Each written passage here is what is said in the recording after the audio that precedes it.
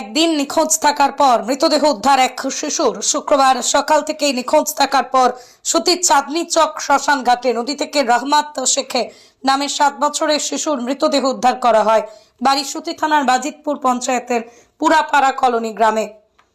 বহু খোঁজাখুঁজি করেও খুঁজে পাওয়া যাচ্ছিল না তাকে। অবশেষে শনিবার চাঁদনী চক বিএসএফ ক্যাম্প সংলগ্ন শ্মশান ঘাটে নদীতে দেহটি ভেসে উঠতেই দেখে স্থানীয় মাছ ধরা জেলেরা।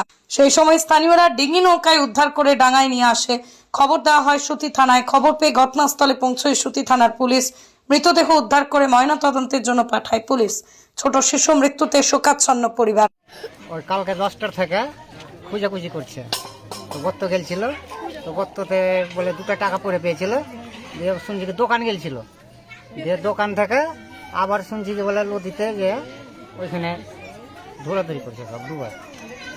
আজকে কি শুনলেন? আজকে শুনলাম চাঁদনী চোখে পাওয়া গেছে, জেলাতে ধরেছে।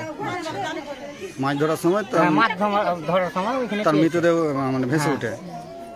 ওইখানে লাশটা আছে এখানে, হুম, আচ্ছা। লোকজন গেলছে।